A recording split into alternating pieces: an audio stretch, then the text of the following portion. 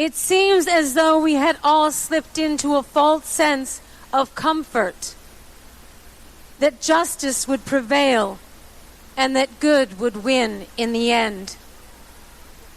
Well, good did not win this election, but good will win in the end. So what today means is that we are far from the end. Today marks the beginning of our story. The revolution starts here. The fight for the right to be free, to be who we are, to be equal. Let's march together through this darkness, and with each step, know that we are not afraid. That we are not alone. That we will not back down. That there is power in our unity, and that no opposing force stands a chance in the face of true solidarity. Will never add up to anything. You second best, baby, put your love to the test. You know you got to make him express how he feels, and baby, then you know your love is real. LaDonna at the Women's March on Saturday. We apologize for some of the language, and we'll get it out as best we can when we edit it, but again, it is part of the story, and the story moves on. This is the Monday Morning Quarterback on the 23rd of January 2017. Boston Red here from WBRN Radio in Boston and on the Boston Red Network. As we roll along here, and we'll be looking at a number of things. There's a study from some cloud scientists. It's in the New York Times there in Manchester in the UK. And they will explore the size of the crowd. Crowd size is a very interesting situation. At the culmination of the Million Man March, Minister Louis Farrakhan of Chicago commissioned scientists out of Harvard University to use satellite technology to count the number of people there, because the press was saying in the park service that there were less than 1 million people. Well, at the conclusion of the study, there were more than 1 million people there, and the park board has not been, the park service, I should say, has not been in the counting business since that day. So when you heard the DJ Trump gang talking about the numbers of their speculation, they've now come up with a new term called alt-facts, or alternative facts, excuse me. They have so many things going on here that they've added to the political semantic. It's difficult to keep up with them, but what they basically have done is, and we'll do a special on this, on alternative facts, as they call it. Alternative facts are nothing but assumptions, and as the late Senator Patrick Moynihan, sociologist par excellence, said in effect that every person is entitled to their assumptions, but not their facts. Facts are usually based upon some type of research that can be validated, if possible, scientifically, mathematically, etc., not upon some yarn spinned in a closet off from the Oval Office. And that is a big problem within itself that we face here. And the press face, and the Washington Post, an article there about how to cover the presidency, number 45, that's the Trump operation. Should they get to briefings? Well, we don't know. That is very, as one would say, speculative matter if the press briefings will come. But from those of us at this mic, it doesn't really matter. What they should advocate is that and what the Trump people should do is just simply release a press release, double or triple space. That's all they need to do, and then the journalists can investigate what journalists should do and find the facts. Now, we're not talking about finding the truth. We're talking about finding the facts. And that's what they're going to have to do. That's old-fashioned journalism. Now they call it investigative journalism. Well, they used to call it that. Now they call it, no doubt, extraordinary journalism. But it does involve time, and it obviously involve money. And some news organizations are strapped, and others are not. But also you have a lot of independent journalists out there. You have a lot of citizens journalists, bloggers, which have now been more or less interweaved with the broad umbrella of journalists. Now, yes, there are people that still have press cards, but fewer of those every day. Fewer in 2017 than were in 2000. Definitely fewer than in 1960, 1970, 1980. So we're talking about a different animal when we broad stroke this journalism. You'll hear somewhere in this from the Fox News, a little interview there that not Mike Wallace, but his son was doing over at Fox with the White House operator that used to be the chair of the Republican Party, Regis, whatever his name is. I always forget his name there. But anyway, it doesn't matter that much. He's there, and he's arguing about this alternative news situation, when itself is a very interesting concept. They have new ones every day that come out here. The Kellyanne Conway is talking about this, and that Trump won't release his tax return. Well, that's nothing new. That he won't release his returns. That is pretty much it. I don't think anyone expected Trump to release his returns. Again, that is, sometimes we don't want to do waste of time. Let's quickly listen to a little bit of Wallace. Incidentally, in our canned part here, there is a roundtable from CBS News of correspondents, pundits, special paid types, etc. Anyway, nonetheless, these people are talking about the first 100 days. It caught me that the first 100 days that they're talking about, they had no idea what will happen. Because Trump is very unpredictable. What we do know is that in his executive order he issued on, I believe it was Friday, or was it Saturday? Well, anyway, that would take the mandate out of the Affordable Care Act. And the rest of the language was very non-specific to governmental agencies. So in other words, there will be no mandate. You won't have to buy insurance if you have already bought it this year or next year or whatever. And as they decouple, destroy the Affordable Care Act, the WBRN Radio in Boston and on the Boston... Oops. Well, that was not it. Sorry about that. We evidently had more than one clip titled Fox News. Welcome back to Fox News Sunday. Good morning, Chris. I want to start with Sean Spicer's extraordinary press briefing late yesterday afternoon, where he excoriated reporters for their stories about the relative crowd size at the Trump inauguration and said they should instead be talking about Democratic delays to the confirmation of Trump nominees. Here he is. That's what you guys should be writing and covering. That this, instead of sowing division about tweets and false narratives, the president is committed to unifying our country, and that was the focus of his inaugural address. This kind of dishonesty in the media, the challenging that bringing about our nation together is making it more difficult.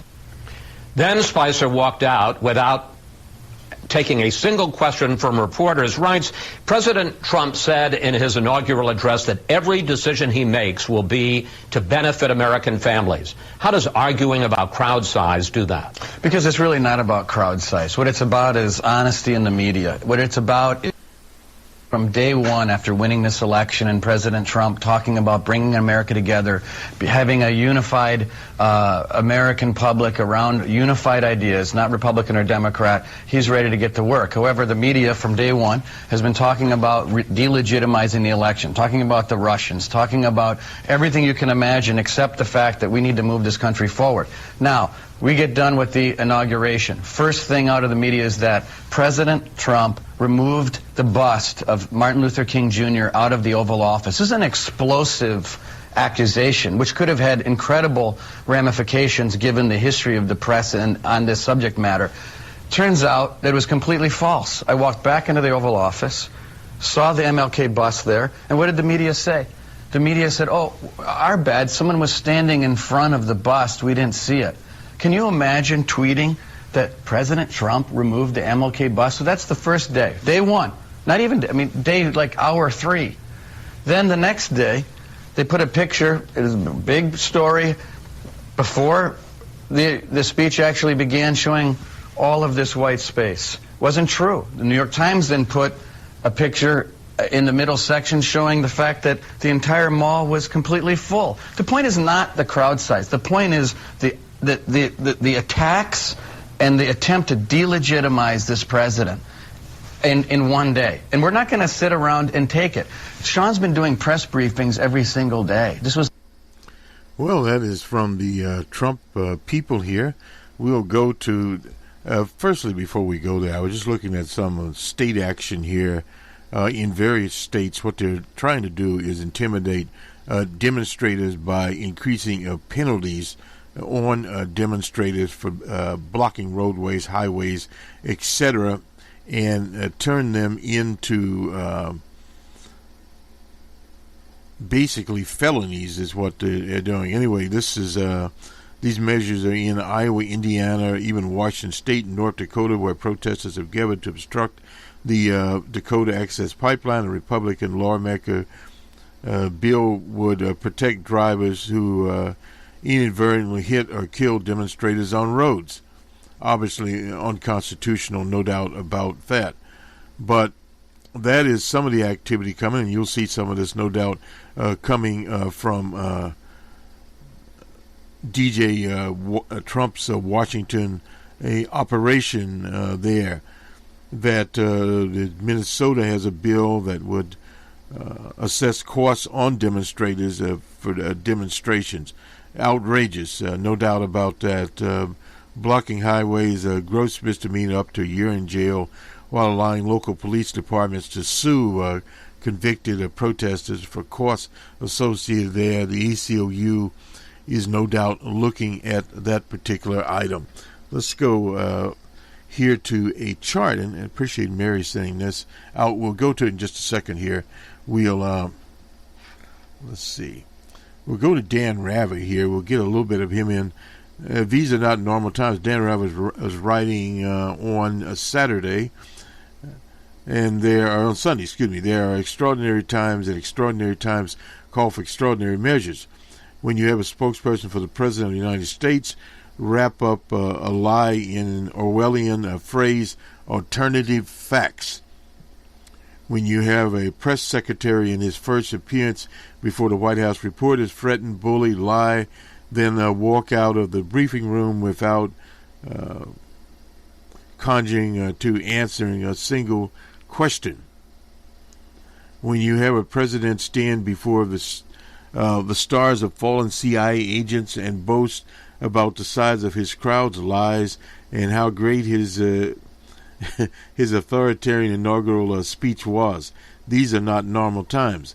The press has never seen anything like this before. The public has never seen anything like this before. And the political leaders in both parties have never seen anything like this before. What can we do? We can all step up and stay and say simple and without equivocation simply without equivocation. A lie is a lie is a lie. And if someone wouldn't say it, those of us who know that there is such a thing as the truth must do whatever is in our power to diminish the liar's malignant reach into our society. There is one group of people who can do a lot very quickly, and that is the Republicans in Congress. Without their support, DJ Trump's presidency would falter. So, here's what I think everyone in the press must do. If you are interviewing a Paul Ryan or Mitch McConnell or any other Republican elected official, the first question must be, what will you do to control the lying from the White House? If they dodge, they weave and keep them with follow-ups, and if they refuse to give a satisfactory answer in the interview, facts and the truth are not partisan. They are the bedrock of our democracy, and you are either with them or with us, with our Constitution, with our history, and the future of our nation. Are you against it? Everyone must answer that question. Dan Rav, a veteran journalist, doing a very good job. He has a new project out called the Guts News and Guts, and we'll eventually get a link up. I don't know if we'll get a link up to it or not. This is what Mary put out here. People that will, in various states, will lose their Medicaid on the expansion. 397,000 in Arizona, 327,000 in Arkansas, almost 4 million in California, just some of the states here. In Kentucky, 439,000, Louisiana, 354,000. And in the Commonwealth, 0 because of the health care plan. In Michigan, 634,000. In Minnesota, 234,000. In Jersey, 500,000. In New Mexico, 335,000. In New York, a very small rate here, 285,000 there. But in total, in New York, 82,000 in New York. So there are different numbers here, estimated loss to coverage, and what we were doing with the Medicaid expansion. So the total loss to coverage is 23 million nationwide, 12 million on the Medicaid expansion, a part of it, and 500,000 on, let's get the U part here, 1,390,000. So you can see the extent of the problems that we face. Very tenuous situation here. We'll go to the we'll get to cloud science type. Cloud science say a women's march in Washington had 3 times more people than the Trump inaugural. We'll get it right in a minute here. Nonetheless, this is Mr. Attenborough, and still there with the Manchester Metropolitan University in the UK. They analyzed the photos and videos. They did not use the satellite technology on the National Mall there. They estimated at least 490,000 people were at the Women's March, 160,000 at the DJ Trump special. This will do it for us. And on we go to an interview with Bernie Sanders and the CBS panel. Have a good day, everyone. A good week, everyone, I should say, and a good day. And we'll talk to you soon. Responded this morning to the protesters who were marching yesterday against him and said basically the election is over. Why didn't you vote in the election? It doesn't sound like he's listening to those voices. Well, I have the feeling the vast majority of the people who protested did vote. As you know, Mr. Trump lost the popular vote by almost 3 million votes. But I think the point of yesterday, which was extraordinary, John, not just all over this country in Montpelier, Vermont, where I was, we have one of the largest rallies in the history of the state. All over the world, what people were saying to Mr. Trump, women are not going backward, where they are not going to become second-class citizens. Listen to the needs of women. listen to the needs of the immigrant community, listen to the needs of workers, listen to what's going on with regard to climate change, modify your positions. Let's work together to try to save this planet and protect the middle class. I wonder what you made, Senator, of the president's inaugural address. A lot of people I talked to said, there are things in that speech that Bernie Sanders would like. The president's message about sort of punching the establishment in the nose was something that should delight a lot of liberals, too, who are just as fed up with the institutions in Washington. What did you make of it? Well, I found it somewhat amusing that Mr. Trump, President Trump, was punching the establishment. But right behind him, John, sitting in the VIP sections, were billionaire after billionaire after billionaire. Some of the most powerful people in this country who over the last 10, 20 years have become much, much richer while the middle class has shrunk. So I find it somewhat amusing that you're attacking the establishment when the establishment is sitting right behind you and when billionaires and large corporations are funding many of your inaugural events.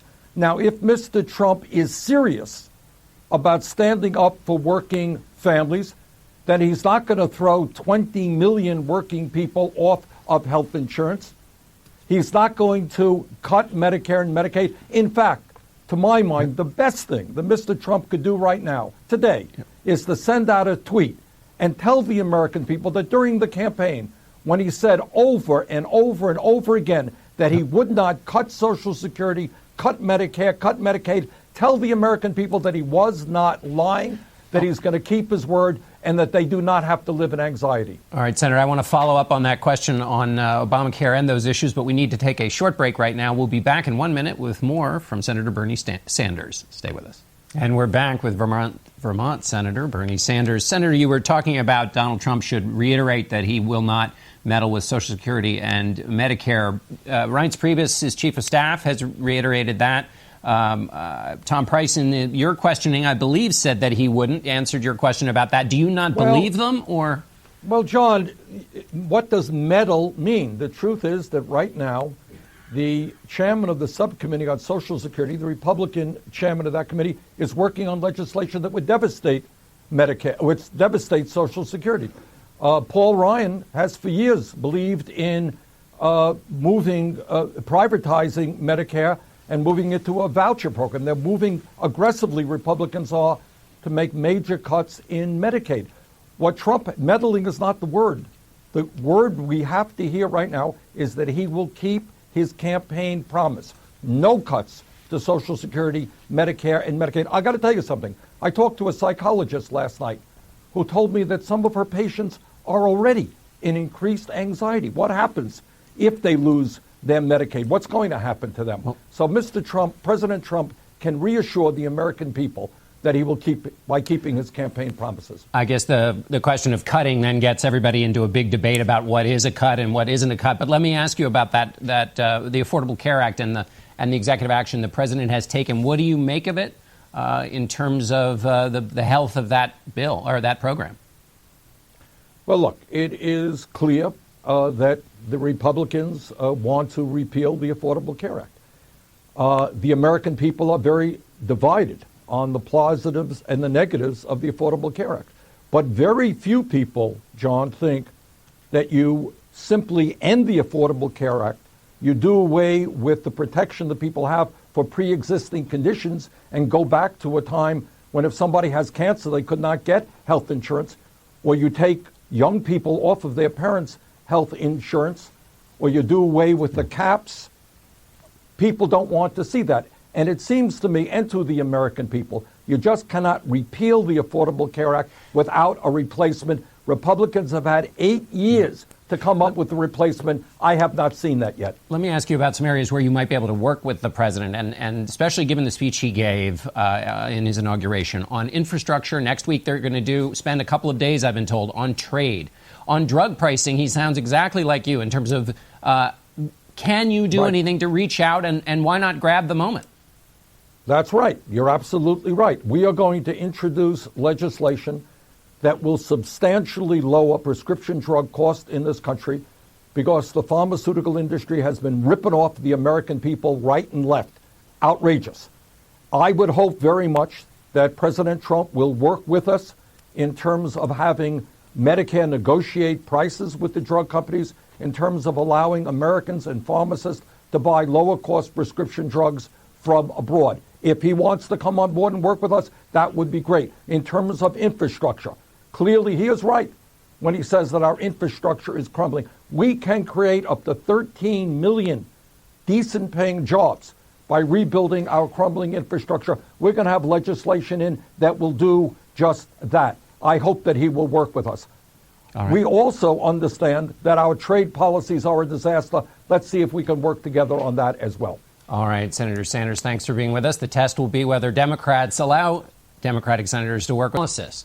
Lonnie Chen, who was policy director for the Romney campaign and is now a fellow at the Hoover Institution at Stanford University. CBS News contributor Frank Luntz. Susan Page is the Washington bureau chief at USA Today. Jeffrey Goldberg is editor-in-chief at The Atlantic. Frank, I want to start with you. What we've seen over the last 2 days, is that the tableau of America, the cheers for Trump and then the marches against him? Is that where we are in politics? There are three attributes that matter more than anything else in American life: respect, civility, and tolerance. And we're not seeing much of that from anyone right now. When Donald Trump delivered his speech, he had some very powerful lines and talked about the people getting their government back, and that's to be applauded. But there was no respect for the previous president or any of the presidents. There was no respect for people who were up there on the podium. And the next day, I got attacked. The next day, not even at the rally, by someone who called me a fascist, and I won't use the language because I don't want to get fired. But we now believe that we can say and do anything to anyone at any time. We have lost that sense of decency, and frankly, I don't know how we're going to get it back. I want to talk about the speech in a minute, but Susan, what was the purpose of the march yesterday? Was it just we don't like Donald Trump? Was there more to it? You know, I think something we use the word unprecedented too much to talk about Donald Trump, but I do think something extraordinary has happened. And on Friday, we saw a new grassroots movement take over the White House and the Republican Party. And on Saturday, we saw an entirely separate grassroots movement rise up against that. And these are millions of Americans on each side who don't just disagree on policy. They think the other side is fundamentally attacking what makes their country great. They have clashing visions of what the nation ought to be. And this is going to, I think, play out in a big way over the next 4 years. Jeffrey, what Susan talks about is a populist movement on both sides that we've seen all across the world. Le Pen in France, right. In Great Britain with Brexit. Do you see a big, is this now global?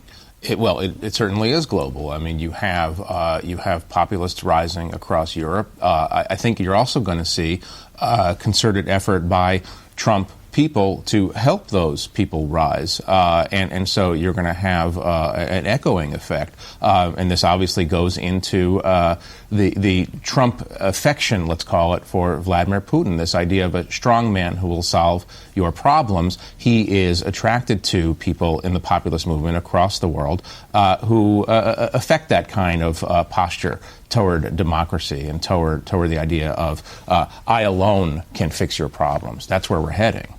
Lonnie, I want to talk a little bit about the speech and the vision that Donald Trump laid out. One portion of people, the Trump supporters, say he was in this speech, which some people have called dark, telling it like it is, diagnosing America with clear eyes. And then the other half has a view that when you are that dark, you make bad policy as a result because you get everybody too scared. What's your view of the political dynamic right now? The lens through which you see Donald Trump is the lens through which you saw that speech. And I think it is the case that there are some who believe that the country is in a very dark place. And I think those are the people primarily who went out and supported Donald Trump. The policy part of this is very interesting, though, because on the one hand, in the speech, you have things that a Democrat could have argued for: bigger infrastructure spending, anti-free trade. But then the actual policy the administration has engaged in so far has been deeply conservative. It's been an executive order to freeze regulation and an executive order to reinforce that Obamacare repeal is the policy of the administration, but more than that, policy that may gut the Affordable Care Act at an executive level. So it's really interesting how we're being buffeted from one side to the other by the speech and then by the action of the administration. But, it's interesting, two words he didn't use in that speech: Republican and Democratic. And there was some of the policies he outlined that could not have been much comfort to the members, the Republican members of Congress sitting behind him. And in fact, he indicted really the political establishment of both parties. The interesting thing about this, obviously Democrats were made uncomfortable by many aspects of that speech, but the Republican members of Congress sitting up there, those who are ideological Republicans, when you start promising bridges and tunnels and highways and airports and don't seem to care or articulate at least how you're going to pay for that, that had a lot of people, I think, very upset and worried as well. And no one knows what to expect. The fact is, there isn't a Republican member of Congress who knows exactly what Donald Trump is going to do on health care, what he's going to do on the budget, what he's going to do on taxes. But you're assuming that Donald Trump knows. But the administration. But we've never had a situation, and we don't even know how the public is going to react to any of this. Right. I've never seen a situation, I've been doing this for 25 years, where there's more doubt and more people are wrong on more things. It's dangerous to do a show like this because within 24 hours, each one of us will be proven wrong on something. Well, that's never stopped us before. Really. Let me ask, Lonnie, say what you were going to say, but let me add this to it, which is, was that a conservative speech? Was that a Republican speech? Give us a label that helps us understand it, if you can. I don't think we can label it. I think that's part of what people are having difficulty with, is that, it used to be the case that you could expect a Republican president to get up there and give a certain kind of speech. That was not the I think we speech can you would label expect. it. We can label it a dystopian, the first dystopian inaugural in history, a dark vision of America that very few presidents, very few politicians ever. But this is how people feel. We've never had as many people who believe the country is heading in the wrong direction. We've never had as many people who don't trust the media, don't trust the politicians, don't trust economics, don't trust business. There's a reason why 2/3 of young people now believe that socialism is a better solution for American economics than capitalism. It's because they've lost But, faith. John, to return to your point, I think it will be interesting to see the first fault line between the Republican majority in the Congress and the president. Is it going to be over the Affordable Care Act? Is it going to be over infrastructure? Is it going to be over tax reform? Because right now, it seems, the posture that many Republican members of Congress are taking is we're going to wait and see, but we're going to be supportive. I think it might be over Russia. Or it could be over Russia this week. Absolutely. Right. Yeah. Absolutely. Because that's certainly what Lindsey Graham on was suggesting in your interview, that the first big fight that divides Republicans in Congress and in the Senate from the White House is going to be whether to toughen sanctions on Russia, or even a debate over if the new president moves to ease sanctions against Russia. Jeffrey, what do you? Lindsey Graham seemed to think he's got a lot of Republicans on board with him on the Russia sanctions. Do you think that's right? Look, what the one thing about Donald Trump that a lot of Republicans in the Senate simply don't understand, is his affection, or however you want to call it, for the Kremlin. Right? I mean, until today, one of the sort of hallmarks of being a Republican is doubting Russia's intentions, whether it's a czar or a communist leader or the current plutocrat, the current autocrat who's in charge. So I think he's putting a lot of Republicans in a very unpleasant situation, because they are, every cell in their body says we have to doubt Putin and combat him. And he might very well come in and say, no, we're resetting this to the point where we're going to reduce sanctions, and there are a lot of Republicans who want to put sanctions on. Let me step back. We're going to go back to foreign policy and these domestic issues in a second. But Frank, let me ask you about the speech itself. Why bother? People are saying there wasn't an outreach and there wasn't can you run a presidency with just the people who brung you, which looks like what he's thinking about doing? For the short term, yes. But when the battles start, and you have to get 60 votes in the Senate, then there is no way to run an explicitly and strictly Republican effort. And I'm focused now on health care, because that's the number one issue for a lot of Americans. And there is no way that you can repeal it with 51 votes, but you can't replace it under 60. Yeah. Susan, you mentioned before the speech that Richard Nixon was a template, perhaps, for President Trump. And I went back and looked at that. There was a dark part of that speech, but he started it with a lot of light. And just one line from it: we cannot learn from one another until we stop shouting at one another, until we speak quietly enough so that our words can be heard as well as our voices. That's the piece that was missing from Donald Trump. That's right. And previous presidents in their inaugural addresses have said things are bad. Ronald Reagan said things were bad. And I'm on that stage. A, how seriously do I take that as a shot at me? And B, Do I worry in this negotiation back and forth that he might turn his Twitter account against me, a Republican who needs the votes of his coalition? You bet. I mean, I think not just Republicans should be nervous about that. Democrats as well. You know, we talked about these two rising populist movements. The fact is that statement is something that both of them would have agreed with, that the politics as usual is not working for us, we the citizens, and we want some change. Now, they want to go in very different directions, but they would agree that current politics, not working for them, let's change it. Lonnie, what do you make of the executive action taken on the Affordable Care Act and the kind of way the dismantling is going forward? I think potentially it's quite broad, or potentially it could be only symbolic. It really depends on what they decide to do with it. I think it'll be interesting to see if the Trump administration uses executive authority on Obamacare to take it apart in the same way the Obama administration used executive authority to implement the law, because that's really what it's going to be. If the Trump administration, for example, says, we're not going to enforce the individual mandate, well, that will be very, very significant in its impact on the individual marketplace, and that potentially could drive insurers out unless they're ready to come in behind with another executive action to stabilize the market. So it'll be interesting to see how they use it. Right, use the measures that Barack Obama used to put it in place to undo it. And the broad interpretation of the law. Frank, let me ask you this question. You mentioned doubt. Nobody knows which way the wind is blowing. Talk about that doubt in terms of the public and changing the Affordable Care Act. There are the polls that show people want to see a replacement and not just a repeal. What are the political lines as Donald Trump and Republicans try and take apart the Affordable Care Act? 3 lines, actually. The Republicans want it repealed, and they don't care what comes next. I mean, yes, they do want something there, but the first thing is get rid of it, and get rid of it within the first 100 days. The independents want repeal and replace, so repeal and repair, basically, which is, and these words matter, and you can see people arguing over it, which is get rid of it, but as quickly as you can, put something in that continues the pre-existing conditions and the kids being on their parents' plan, and then change the mandate and the cost. And Democrats want to know that everyone is going to be protected, particularly the affordability of it. So make no mistake, if Republicans can show that the cost of health care will come down for most Americans, they will be acting in the way that the American people want. That's what they have to prove. Tough thing to prove. They have to. They don't have a choice. Jeffrey, yesterday, President Trump made a visit to the CIA to thank and give his support. And what did you make of the visit? I thought it was bizarre and inappropriate and somewhat dangerous. Bizarre because he was having what was essentially a campaign-style rally or discourse, right by the CIA's Wall of Honor, Memorial Wall, which is akin for the intelligence community to the Tomb of the Unknown Soldier for the armed forces. So it was just that was a very strange thing and inappropriate thing to do. On substance, what was disturbing was he was criticizing or condemning the free press of the United States in front of a group of intelligence officers, in front of the CIA.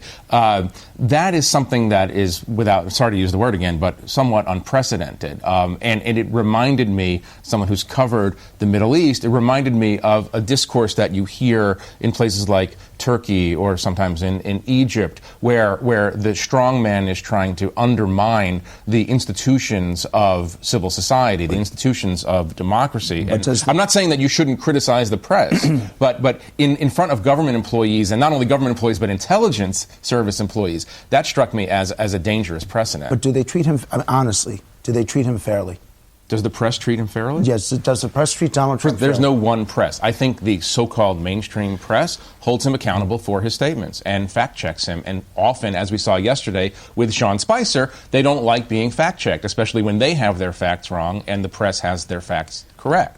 Susan, what did you make of Sean Spicer coming to the podium? There were a lot, as I pointed out, there was this executive action on the Affordable Care Act. There was real news to talk about, but he instead got into a fight with the press about the crowd size and the way it was reported. I think this is, we've talked about some of the tests for President Trump going forward. There's some tests here for the press as well in coverage of the new president, because we have a role in accountability and providing context, in fact-checking, and you saw kind of some of the dangers ahead with Sean Spicer attacking the press for accurately reporting on an issue of crowd size. Talk about something we shouldn't be concerned about is the size of the crowds on the mall. But saying basically you can't believe the press, you can't believe the photos that the press show that demonstrate that the crowds were smaller than they were for President Obama's first inauguration.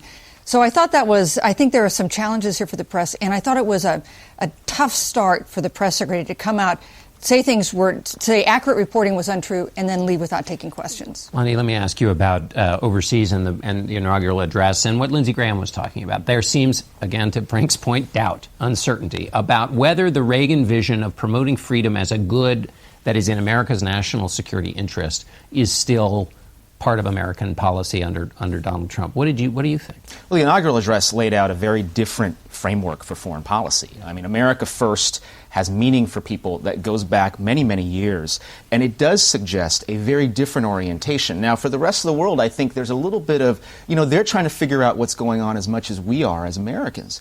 But I think for them, the implications are far more significant. If you go to Korea, or you go to Japan, or you go to Israel, or you go to the United Kingdom, or any of our Western European allies, or our allies in the rest of the world, there are questions about where America is going to stand.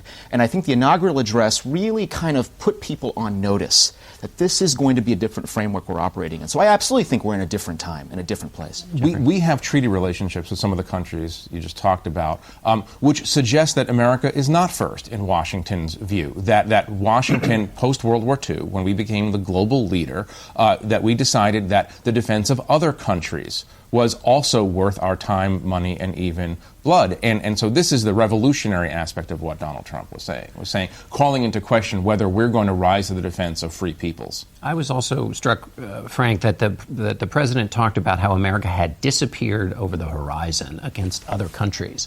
And there has been a long debate about American exceptionalism and whether presidents are sufficiently exceptional and praising America. That seems like and you wouldn't put that in the American exceptionalism hymn that we're disappearing over the horizon. No, I really think the country is in trouble. If we don't trust the people who give us our news, if we get our news to affirm us rather than to inform us, then we're not going to collect any information. If we don't listen to others and allow our opinions to change over time, then the democracy weakens. And if our electoral process, if we're telling lies to the people in an effort to get elected, and we don't hear the accountability, then where are we headed from here, both nationally and internationally? We are losing the respect of the global community. We have lost the respect of Americans here. There's a sense that our democratic system and the institutions have failed us.